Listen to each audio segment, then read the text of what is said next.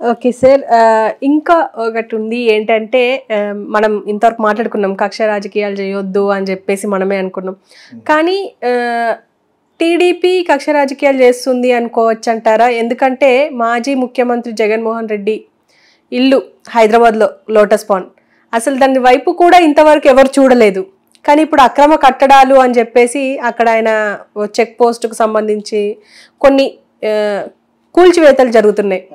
ఇప్పుడు ప్రస్తుతం అదే జరుగుతుంది లోటస్ పాండ్లో. అసలు ఏం జరుగుతుంది అంటారు సార్? ఇదే ఇంకా ఇది కాకుండా ఇప్పుడు ఎంత మనం నాటి చెప్తాం వెండేటా పాలిటిక్స్ అంటే కక్షపూరిత రాజకీయాలు చేయకుండా రాష్ట్రం యొక్క అభివృద్ధి చూడండి అని చెప్తూ ఉంటాం.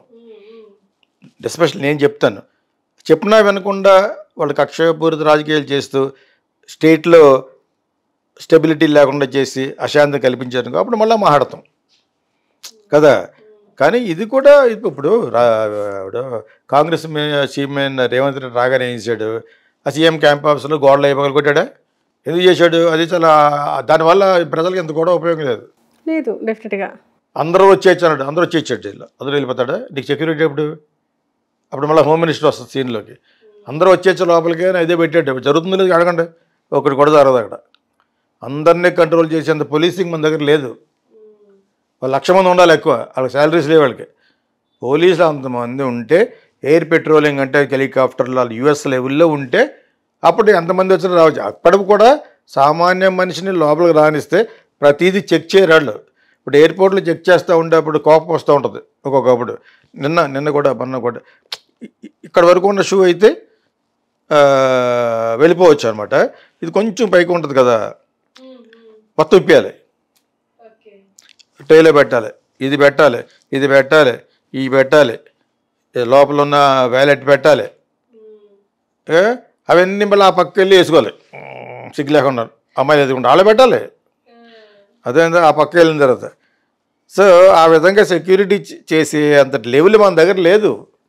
అది ఆల్ CRP సెంట్రల్ పోలీసింగ్ వాళ్ళు, సివిల్ ఏవియేషన్కి వచ్చే వాళ్ళు అంతా చాలా స్ట్రిక్ట్గా ఉంటారు. మన దగ్గర ఉన్న వాళ్ళందరూ కూడా నార్త్ ఇండియన్సే, వాళ్ళకి అసలు ఇష్టం ఉండదు. అంతే మరి ఆవిడ గోపమే కొట్టింది, కంగనా రనౌత్నే. ఎందుకు కొట్టింది? అక్కడ ఎయిర్పోర్ట్లో చేసిన తప్పు గురించి కాదు, ఎప్పటి నుంచో వెయిట్ చేస్తుంది. పంజాబ్లో ఉన్న వీళ్ళ రైతులకి సరిగ్గా చేయలేని పార్టీలో నువ్వు ఉన్నావు కాబట్టి ఫాటర్ని కొట్టింది అన్నమాట. సెన్సేషన్ అయింది, సస్పెండ్ చేసినా కూడా ఆ పేరు మొత్తం దేశం అంతా మాట్లాడుకున్నారు. చెప్పాక చేస్తే మంచిగా చేయాలి, చెడు అని చేయాలి, సోషల్ మీడియాలో బాగుండాలంటేనే. ఒక్క దెబ్బతో ప్రపంచం అంతా మాట్లాడుకున్నారు. ఒక గ్లామరస్ అమ్మాయి కూడా మామూలుదేం కాదు, పెద్ద మహాముదురు. సో ఆ ముదురుని వెళ్ళి ఇంకో ముదురు కొట్టింది.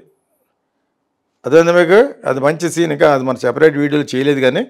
సో ఆ విధంగా ఇక్కడ చెక్ చేసి లోపలికి వెళ్ళి అంత సిస్టమ్ ఉండాలంటే చాలా పోలీసులు మనకు కావాలి. అలా మొత్తం స్టేట్ అంతా చేయాలంటేనే. ఇంకా పెట్రోల్ ఎవరి కాళ్ళే కొనేసుకుంటున్నారు హెలికాప్టర్లు, ఆ వరకు డబ్బులు దొబ్బేస్తారు, గవర్నమెంట్కి పెట్టట్లేదు. It's high time.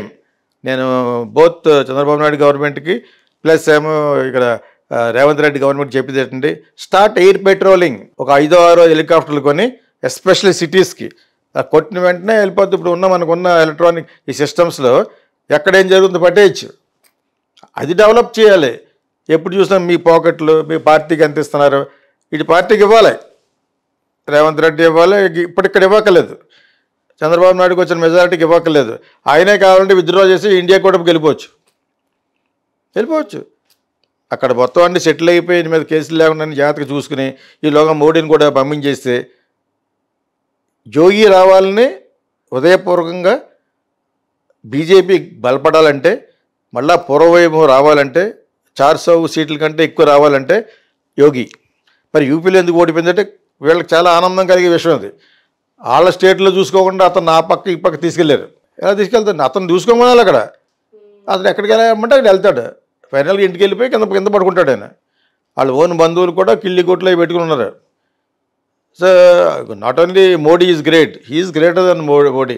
ప్లస్ ఏమో అతను రాగానే ఫస్ట్ ఏం చేయాలంటే నాలాంటి వాడు చేరి ఉన్న చీఫ్ మినిస్టర్లందరినీ ఫస్ట్ వాళ్ళ యొక్క ఆస్తుల్ని జప్తు చేయాలి, మినిస్టర్లు జప్తు చేయాలి, మొత్తం ముందు క్లీనప్ చేయాలి సిస్టమ్ని. వీళ్ళు అనుకున్న రాజ్యాంగం మార్చినా కూడా మార్చడం ఏంటి, వీళ్ళ స్వార్థం ఉంది. అమిత్ షాను మోడీ స్వార్థం ఉంది, తప్పది. Are you trying to make it like Hitler theocracy? Is a democratic country. అలాగే ఎలా చేస్తారు మీరు? ఎలక్షన్ లేకుండాను వీరెవరు చేయడానికి అన్నాను, మీరిద్దరి గురించేనా? ఇదన్నా చైనా మావోలాగా? It can never happen that. చెప్తూ ఆర్ఎస్ఎస్ ఇప్పుడు కంట్రోల్ తీసుకోవాలి. ఆర్ఎస్ఎస్ని ఓవర్టేక్ చేసేస్తున్నారు వీళ్ళు. ఆర్ఎస్ఎస్లో ఆయన భగవత్ అన్నారు, ఆయన అదే అన్నమాట. ఇది ప్రతిపక్షం ఈజ్ నాట్ విరోధ పక్షం అని. తర్వాత వచ్చి నమ్రత్వం మాట్లాడాలి, కానీ నువ్వు ఈగోతో మాట్లాడకూడదు. దేశాన్ని పరిపాలించి వాడు కొన్ని డెకోరం మెయింటైన్ చేయాలని చెప్పేసి మొత్తం ఇండైరెక్ట్గా మోడీని అమిత్ షాని ఏకి వదిలేసాడు ఈ మధ్యన. ప్లస్ ఏమో ఆర్ఎస్ఎస్ని పట్టించుకోవడం మానేస్తే ఇట్స్ నాట్ దట్ ఈజీ. వాళ్ళు కానీ సీన్లోకి హై లెవెల్లో దిగితే బీజేపీ పడిపోద్ది. వాళ్ళ మాట విని తీరాలి. వాళ్ళు ఎక్కడా అంటలేదు ముస్లింకి చేయొద్దని, వీళ్ళు గొరిగించుకున్నారు వీళ్ళు అమిత్ షాను మోడీని. RSS is not telling Muslims తప్పు చెయ్యి, అది ఎక్కడ అంటలేదు. వీళ్ళకి ఎంతకంటే ఘోరమైన విషయం ఏంటంటే అయోధ్యలో ఓడిపోయారు అన్న. అవును, అన్నింటిలో చెప్పేస్తారు ఒక్కొక్క పాయింట్. మరి రాముడు ఎందుకు రక్షించలేదు? అక్కడ పెద్ద కాంట్రవర్సీ. రాముడిని ఇతను చెయ్యి బట్టి తీసుకెళ్తున్న పోస్టర్ వేశారు. అరే you are more than Rama, నీ దగ్గర రాముడు చిన్నోడు అయిపోయాడా అని ఇప్పుడు జరుగుతుంది కాంట్రవర్సీ. ఆర్ఎస్ఎస్లో వచ్చింది point. How can you portray yourself that you are the main god and the next to you is Rama? ఎవడిచ్చాడా కాన్సెప్ట్ అసలు నీకు? ఆ పోస్టర్ని నువ్వు పాపులర్ చేయడం అసలు రోడ్ల మీద కానీ ఎక్కడ ఇప్పుడు అన్నా క్యాంటీన్ ఉంది, అక్కడ వేయకూడదు. ఎన్టీ రామారావు బొమ్మ కానీ చంద్రబాబు నాయుడు బొమ్మ కానీ. మొత్తం అన్నింటిలోని జగన్ బొమ్మ తీసేయాలి, అన్నింటిలోని చంద్రబాబు నాయుడు బొమ్మ తీసేయాలి, అన్నింటిలోని మోడీ బొమ్మ తీసేయాలి. మళ్ళీ ఇప్పుడు చంద్రబాబు అదే క్యాంటీన్ పెట్టారు, దాని బట్టి ఎన్టీ రామారావు బొమ్మ ఉంటుంది. ఎన్టీ రామారావు ఆస్తి ఇస్తున్నారా? ఎందుకు పెడుతున్నారన్న పేర్లు పెట్టి Andhra Pradesh food scheme and economical rates. సామాన్య క్యాంటీన్ పెట్టండి, కామన్ మ్యాన్స్ క్యాంటీన్. నేను వెళ్తాను కాలేజ్కి వెళ్తే అక్కడ తింటాను, అందరూ తింటారు. For an example information, I went to Bhuvaraha Swamy temple in Karnataka, Kalhalli అని. అక్కడ డైనింగ్ హాల్ ఒకటి ఉంది. ఈ 3 సార్లు వెళ్ళని చూసుకోలేదు. ఒక అమ్మాయి పిలిచింది నన్ను. లాస్ట్ టైం మా అమ్మాయి నేను తీసుకెళ్ళింది లోపలికి వెళ్ళి భోంచేయమంది. యాక్చువల్గా తనకు ఆకలేస్తుంది. అది ప్రసాదమా లేకపోతే భోజనమే, వెళ్ళి తినండి అంది. అవునా అన్నాను. అయితే అప్పుడు ఆల్రెడీ డ్రైవర్ తినేసి వెళ్ళిపోయాడు. నాకు చెప్తే నేను తిన్నాను అనుకున్నాడు అన్నమాట. ఏమో తిన్నాను అనుకున్నాడు, కన్నడ అతను అనుకున్నాడేమో. బట్ ఈ అమ్మాయి చెప్పిన వెంటనే లోపలికి వెళ్ళాను. వెళ్ళి అక్కడ భోజనాలు రేట్స్ అయ్యి ఉన్నాయి, టికెట్లు కాదు, డొనేట్ చేయొచ్చు అనమాట. నేను అడిగాను 10,000 ఇస్తే 20,000 ఇస్తే ఎంతమందికి పెడతారు, ఎన్ని రోజులు పెడతారంటే అదంతా డీటెయిల్స్ ఎవరు ఇస్తారని చెప్పి నాకు ఆ నెంబర్ లైన్ ఇచ్చారన్నమాట. ముందు మీరు భోంచేయండి అన్నారు. ఆ స్టీల్ ప్లేట్స్ పెట్టేసి ఉన్నాయి. తీసుకుని I at beautiful sambar and curd rice.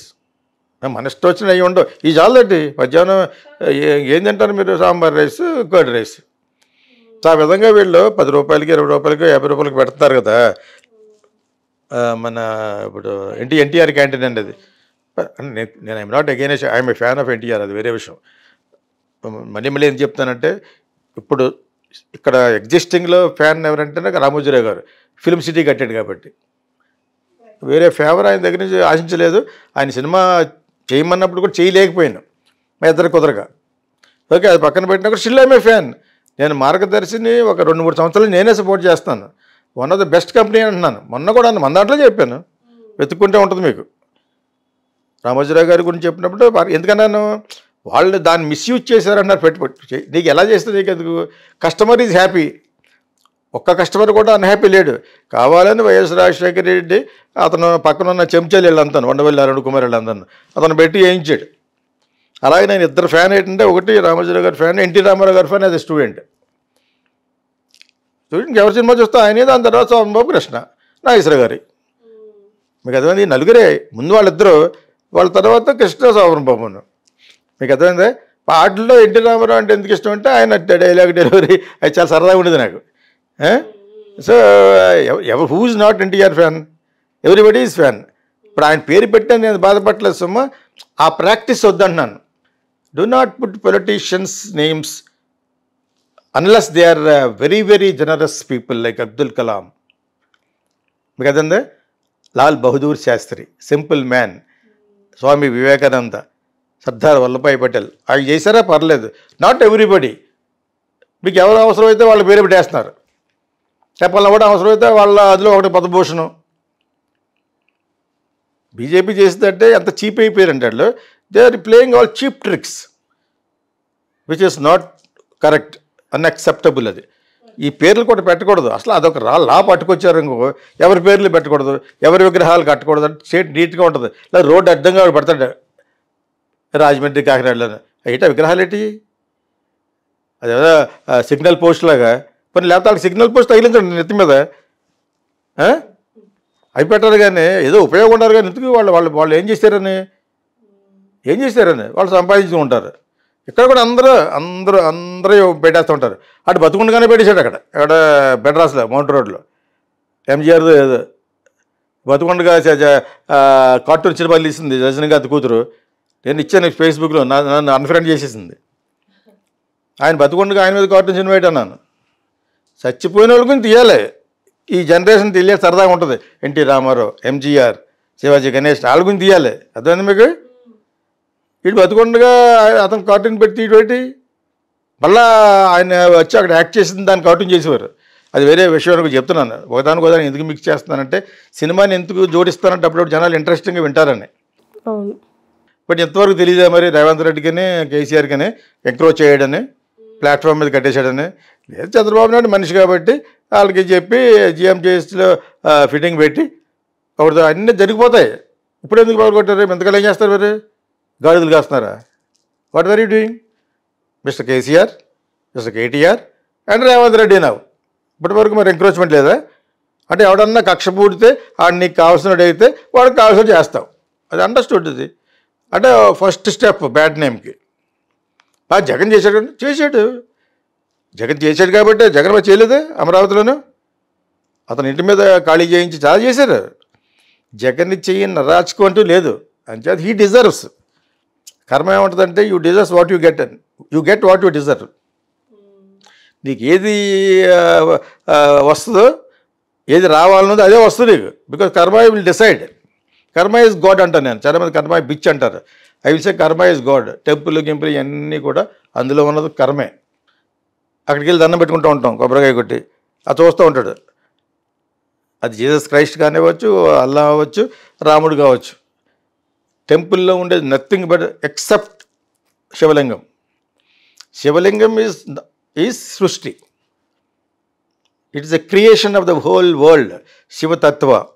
It is not Hinduism or Christianity or anything. నేను అప్పుడప్పుడు అలా చెప్పుకుంటూ ఎందుకు వెళ్తానంటే నేను చెప్పింది చాలా వరకు నాకు కరెక్ట్ అనిపిస్తుంది. మరి Shivalinga is the only thing which speaks about the creation, human evolution, human పుట్టుక, everything is there in that Shivalinga అని నేను అనుకుంటాను.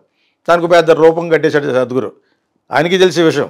ఆయన కూడా రూపం కట్టి అట్రాక్ట్ చేయడం కోసం అక్కడ ఏదో పెట్టారు కదా కోయంబత్తూరులో పెట్టి ఆయన చెప్తాడు. ఆయన మధ్య అన్పాపులర్ అయిపోయాడు. నేనే చాలా వరకు ఎందుకు ఎగనేసి చెప్పానంటే గోల్ ఉండకూడదని చెప్పాడు. గోల్ లేకుండా ప్రయాణం పెట్టారు స్టూడెంట్స్. అందుకని ఐఐటీలోని ఐఐఎంలోకి వెళ్తున్నాను. ఆ కుర్రోడు ఇప్పుడున్న కుర్రోళ్ళు ఎటువంటి వాళ్ళు పాపం, ఇటువంటి వాళ్ళు చెప్తే విందామనుకుంటూ వస్తారు. వాళ్ళు అడుగుతుంటే దెర్ ఇస్ నో గోల్ ఏం పెట్టుకు వెళ్ళాలంటే గోల్ లేదన్నాడు.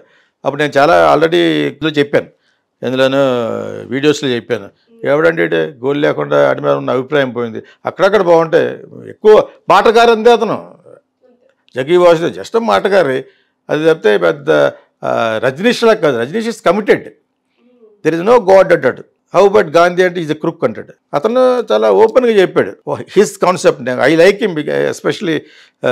Maybe some time I'm after him. Gudipati Venkatachalam వీళ్ళంతా కూడా నేను లైక్ చేసే వ్యక్తులు. I love them. మ్యూజిక్లో ఇళయరాజాని ఎలా లైక్ చేస్తాను, అదేవిధంగా జెర్రీ గోల్డ్ స్మిత్, ఇంకా చాలామంది తెలియాలి. ఒకసారి ఎక్స్క్లూజివ్గా ఒక 4-5 వీడియోలు సినిమాల గురించి చేద్దాం. మీ రెడ్ ఛానల్లో చెప్తున్నాను. ఎందుకంటే ఇప్పుడున్న వాళ్ళకి ఎంకరేజ్మెంట్ కావాలి. అందరూ ఫిలిం స్కూల్లో చేరగలరు, చేరలేరు. నిజంగా కొంతమందికి ఉపయోగపడేట్టుగాను వరల్డ్ సినిమా అంటే ఏంటి ఇవంటే ఒకసారి చెప్పుకుందాం. ఓకే, ఎందుకంటే ఇలాగ ఎక్స్క్లూజివ్ చేసేవాళ్ళు ఎవరు లేరు. వాళ్ళకి కూడా మీరు అందరూ కావాలి. ఆడియన్స్ వ్యూయర్షిప్ అనేది అందరూ ఉండాలి. ఎస్పైరింగ్ ఫిలిం పీపుల్ అంటారు.